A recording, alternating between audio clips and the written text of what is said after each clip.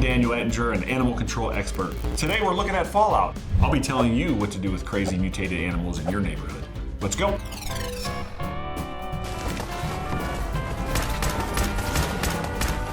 Okay, this is a death claw.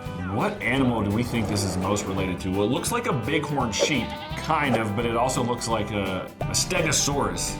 Well, if that was in my backyard, I don't know how, other than probably getting it out of the backyard in pieces, unless somehow it's really friendly. So you might unfortunately have to kill that thing to get it out of your back. Yeah, you're gonna have to kill it to get it out of your backyard. That's just not, no. Realistically speaking, if an animal's charging at us, the biggest thing is to make yourself look big. Most animals react to size. Can they take you? Maybe use something in between you and the animal, but try to maintain distance and get into a safe place. Nothing's working on this big thing though.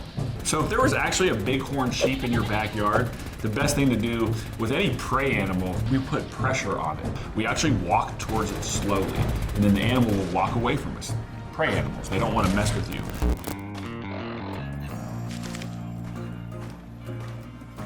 All right, now we got a fire-breathing lizard here. It looks like maybe a cross between a bearded dragon and maybe an iguana here.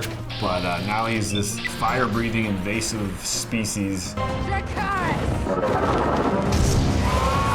in our neighborhood. And gonna have to take him out. Oh yeah, that's the way to do it. Oh wait, you gotta try again. Because I think he's still alive. Oh. Yeah, so with animal control officers, a lot of times we deal with pet lizards, but those, like in our neighborhoods, a big one like that, we're not dealing with that. Unless if it's a safety risk, we might have to remove it. So what I would do if it was me is I'd grab it by its tail first, jump on its back, and I'd probably tape its mouth shut, just like I would an alligator, and then pick that bad boy up and take it out of there. So scorpion's venomous, so we have to be careful of their stinger. You want to make sure you have pest control or somebody come out, like insect control, and spray for those pests, especially if you have pets, because those can cause some harm and damage to your personal pet. If I was in this post-apocalyptic world, I would have to have all the weapons available to me. Firearms, I'd probably take a bunch of Molotov cocktails and burn most of these things so they don't come back. Like, what are you gonna do with this giant scorpion right here? Seriously. You gotta throw fire at this, and obviously its shell is way too thick for these bullets, so you can't get into it. You gotta burn it. I don't know what else you would do with this crazy creature. If this was somebody's pet, and they were like, hey, don't hurt my pet, and it was charging me, maybe I had one of these fancy nets that I could throw over it, and then I'd capture it, and it has like weights on it, and so once the net is over the animal, then the owner can come put its harness back on it, and maybe it rides it home though, who knows?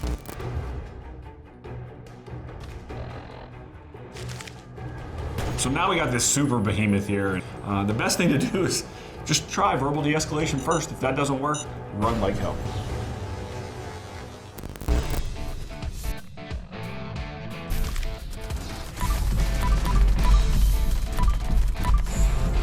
Bats are incredible animals, and believe it or not, they share the same echolocation that our animals use in the ocean, like our whales. But I will say, they're afraid of you, and if you see a bat flying at night and it's going crazy, believe it or not, a bat knows you're a human and it's not gonna come down and bite your face. They eat insects, that's what they're really looking for. So if I saw this bat, now here's the thing, bats can carry rabies, and what that means is they can carry it without even showing any signs of it. So unfortunately, if this bat is showing signs like this, it's gonna have to be killed and tested for rabies, so we make sure no one else is gonna get injured or killed.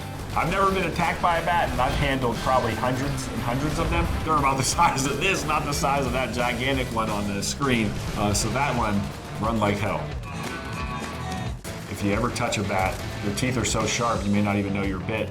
So we want to make sure that animal's tested for rabies, and then you get the shots that you need, because rabies is 99.9% fatal. Game over in real life. Rest in peace, chosen one. So we're looking at a Yargwai. This thing looks like he has mange, so I'd stay away from that. There are two types of mange, by the way, sarcoptic and demodex. Sarcoptic is zoonotic, so it can jump to humans. Be careful, talk to your veterinarian or your doctor. Oh, bear trap, get him. Ooh, miss them. Will bears attack in packs like the two in the video game? And not typically. What you would most likely run into is a bear and cubs. So the mother bear will attack you because she's protecting her babies. And then the babies may join in because now they're learning how to fight as well and kill you. You have perished. What should you do if you actually come across a mutated bear? Well, it's probably got some sort of disease or something. So the best thing to do is run away and call the experts for some help.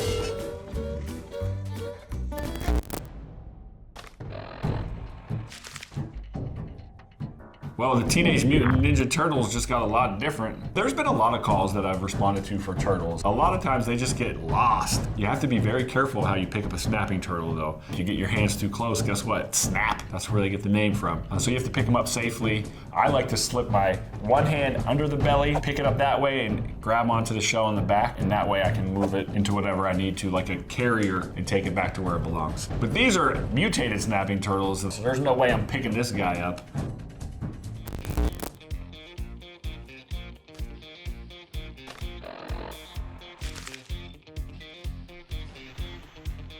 Centaurs, how could we remove one? I don't know if we can. Maybe we can have a conversation with them and see if they're reasonable and they'll come with us. Otherwise, that might be the best answer right here, is using a firearm.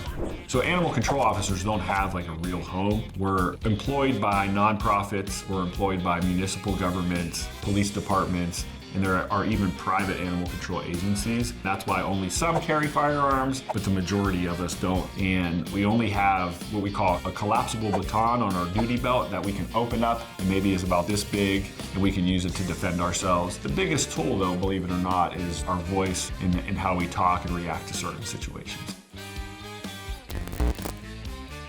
Check out this mega sloth. Pretty slow moving, which that's on point. Sloths are very slow moving, just gentle creatures. All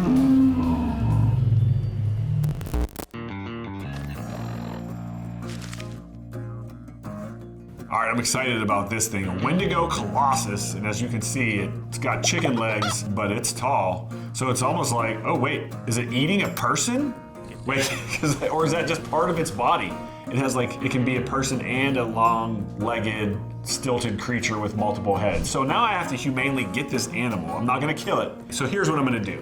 I'm gonna watch it from a distance for a little bit, and I'm gonna see what it likes. Is it a vegetarian? Does it like to eat meat? And then I'm gonna find its favorite food, and I'm gonna poison that food to put it to sleep. And then I'm gonna capture it and put it in a giant upside down fish bowl. So it's all glass and it can't get out. Well, what is this guy doing wrong is he's not watching it. He's just trying to attack it, and he's not able to tell what its weaknesses are. You gotta really study something to know its weaknesses so you can defend against it properly.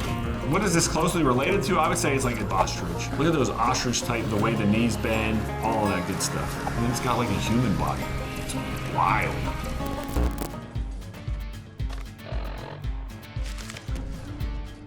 Hermit crabs, I think every kid has had a hermit crab at one point in life. They're pretty docile creatures. This one's mutated and it looks like it's carrying an armored wagon. If there's an insect problem, that's all gonna be a pest control response. The only time we deal with insects is actually evidence collection. So if we're investigating animal cruelty and there's a deceased animal, we're going to collect those insects just like you would on a normal homicide or a death investigation of a human, because those insects will tell us a lot about how long that animal's been dead, the location of where the animal may have been dead if you find it at a different location. So insects can help paint a big picture during that investigation. Dragonflies don't typically do anything to humans. They're not like bees where they'll sting you or a mosquito. So there's no real worry when it comes to humans. They're just big and loud, and so people are scared of them.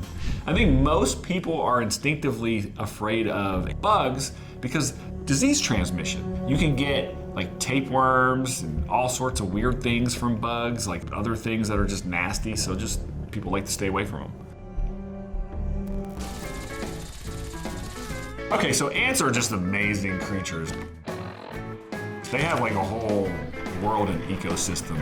Something we as animal control officers wouldn't deal with. Again, unless we're dealing with a deceased animal and then there are ants around the animal, we may collect them to test some information that it tells us. But other than that, I mean, I would just get giant sugar cubes and throw it at this animal and distract it and then run the hell away. That's what I'm doing. All right, so now we have moles. People that have nice yards know how damaging these animals can be. And so we see people use certain poisons to put in your yard to get them out of there. If this was me, I would run to the local store that sells some of that poison, and then I'd make like a poison bomb and throw it at these bad boys. Thanks for watching Experts React. I'm Daniel Ettinger. You can find me at keepithumane.com or the Animal Control Report podcast anywhere you listen or watch podcasts.